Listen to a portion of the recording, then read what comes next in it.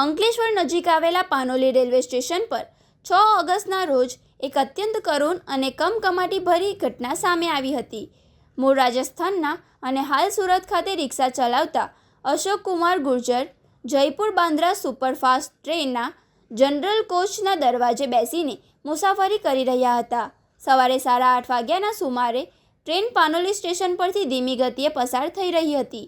ત્યારે પ્લેટફોર્મના બાકડા પર સૂતેલા એક સ્નેચર અચાનક દોડીને તેના હાથમાંથી મોબાઈલ ઝૂંટવી લીધો હતો. આ આંચકાથી સંતુલન ગુમાવતા અશોક કુમાર થોડો સમય કોચ સાથે લટક્યા બાદ પ્લેટફોર્મ પર 100 મીટર સુધી ઘસેડાયા હતા અને ચાલુ ટ્રેન ટ્રેક પર ફેંકાઈ ગયા હતા, જ્યાં ગળાના ભાગે ગંભીર ઈજા થતાં તેમનું ઘટના સ્થળે જ મોત નીપજ્યું હતું. આ સમગ્ર ઘટના રૂવાટા ઊભા કરી દેતા સીસીટીવી પણ સામે આવ્યા હતા, જેમાં આરોપી મોઢું સંતાડીને ભાગતો અને ત્યારબાદ સાથીદાર સાથે આવી સામાન ઉઠાવી ફરાર થયો હોવાનું દેખાય છે. Bharuch railway station police PI K S. Desai અને પીએસઆઈ એ લકુમની ટીમે પશ્ચિમ રેલવે વડોદરા યુનિટ, એલસીબી અને એસઓજી સુરત ડિવિઝનની ટીમોએ તાત્કાલિક તપાસ હાથ ધરી હતી. પોલીસે પાનોલી સ્ટેશન અને આસપાસના વિસ્તારોમાં સીસીટીવી ફૂટેજ ચકાસીને શંકાસ્પદોની તસવીરો મેળવી હતી. આ તસવીરો ટ્રેનમાં વેચાણ કરતા ફેરિયાઓ તેમજ સુરત ભરૂચના શ્રમિકોને બતાવી પૂછપરછ કરવામાં આવી હતી.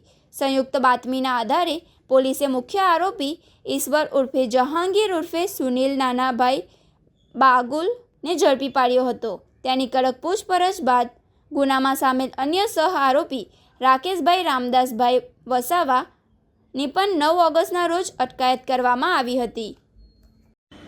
ગઈ તારીખ 4 ઓગસ્ટના રોજ ભરૂચ રેલવે પોલીસ સ્ટેશનની હદ વિસ્તારમાં આવતો પાનોલી રેલવે સ્ટેશન, ત્યાંથી જયપુર બાંદ્રા ટ્રેન પસાર થયેલી હતી. તે ટ્રેનમાં દરવાજા પર બેસીને એક ઈસમ મુસાફરી કરી રહ્યા હતા, જેનું નામ અશોક ગુર્જર હતું. તે દરવાજામાં બેસીને મોબાઈલ વાપરતા હતા અને પ્લેટફોર્મ ઉપર એક ઈસમ એના હાથ ઉપર હાથ મારીને મોબાઈલ પાડવાનો પ્રયત્ન કરે છે અને મોબાઈલ પાડી દે છે. જે અરસામાં જે અશોક ગુર્જર છે એ ટ્રેનમાંથી દરવાજામાં બેસેલા હતા તે ત્યાંથી ટ્રેનમાંથી પડી જાય છે પ્લેટફોર્મ ઉપર અને ટ્રેનની નીચે આવીને કપાઈ જવાથી એનું મૃત્યુ થાય છે. જે બાબતની જાણ ભરૂચ રેલવે પોલીસને તેમજ અમને બધાને થતાં આ કામે ફરિયાદીના જે મરણ જનાર છે એના સંબંધીઓની શોધખોળ કરી એમનો સંપર્ક કરી એમની ફરિયાદ લઈને ભરૂચ રેલવે પોલીસ સ્ટેશનમાં અજાણ્યા આરોપીઓ વિરુદ્ધ બીએનએસની કલમ 105 મુજબ ગુનો નોંધવામાં આવેલ. સદર ગુનો જે છે એ 10 વર્ષથી આજીવન કેદ સુધીની સજાની જોગવાઈવાળી કલમો એમના લગાવવામાં આવી છે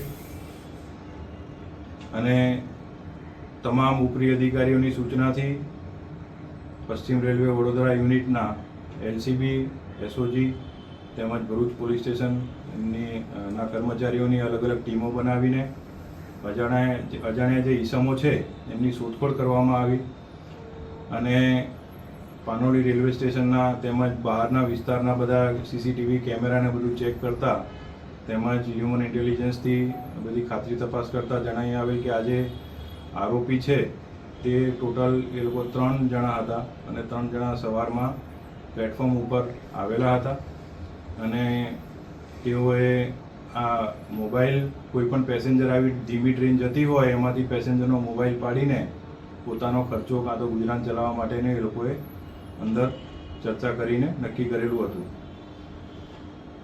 જે આરોપીઓ છે એમના સીસીટીવી ફૂટેજ પરથી એમની ઓળખ કરવા માટે થઈને અલગ અલગ દિશાઓમાં તેમજ સમગ્ર સુરત ડિવિઝનમાં, વડોદરા ડિવિઝનમાં, રતલામ, દાહોદ સુધી અને આ બાજુ તમારે નંદુરબાર, વ્યારા સુધી તેમજ વાપી સુધી જેટલા પણ ટ્રેનમાં ફરતા ફેરિયાઓ છે તેમજ જે અન્ય પ્લેટફોર્મ ઉપર જે વેન્ડર્સ છે એ બધાની પૂછપરછ કરીને તેમજ અન્ય જે ડેઇલી મુસાફરો છે એમની પૂછપરછ કરીને આ આરોપીની ઓળખ કરવામાં આવી, જેમાં જે મુખ્ય આરોપી જે છે તે નામે ઈશ્વર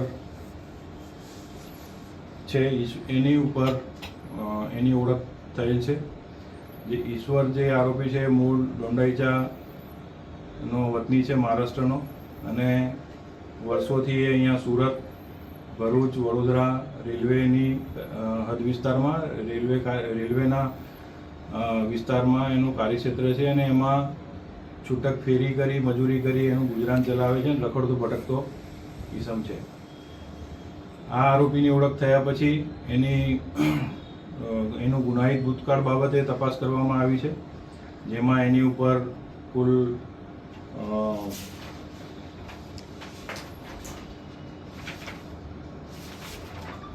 ગુના ભૂતકાળમાં નોંધાયેલા છે. ભૂતકાળમાં એ સુરત શહેર પોલીસ સ્ટેશન, સુરત શહેરમાં પણ એના ઉપર પાસા પણ કરવામાં આવેલી હતી.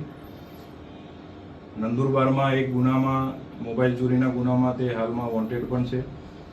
અને એલસીબી અને એસઓજીની ટીમે એને ગણતરીના દિવસોમાં, એ ગુના બન્યા પછી 3-4 દિવસમાં જ અમે એને શોધી કાઢી પકડી લીધેલ છે. એ ચલથાણ રેલવે સ્ટેશન પર આવવાના હતો એવી બાતમી મળતા ત્યાંથી ક્રાઇમ બ્રાન્ચ અને એસઓજીની ટીમે એને પકડી લીધેલ છે. અને તેની ડીપમાં પૂછપરછ કરતા તેણે બીજા અન્ય 6 જેટલા મોબાઈલ આ રીતે ચોર્યા હોય તેની પણ કબૂલાત કરી છે, જે બાબતની અલગથી તપાસ કરવામાં આવી રહી છે. આ જે ફૂટેજ છે એની અંદર પછી વધુ તપાસ કરતા આ લોકો જે 3 આરોપીઓ છે એ પૈકી બીજો આરોપી પણ મળી આવેલ છે. રાકેશ યાદવ નામ છે, વસાવા છે એનું નામ. અને એ રાકેશ વસાવાને પણ ભરૂચ પોલીસે પકડીને એને પણ અટક કરવામાં આવેલ છે. તેમજ આજે મુખ્ય આરોપી ઈશ્વર છે એને પણ ગુનાના કામે એરેસ્ટ કરવામાં આવેલ છે અને વધુ તપાસ કરીને એમના રિમાન્ડ લઈને આગળની કાર્યવાહી કરવામાં આવી રહી છે.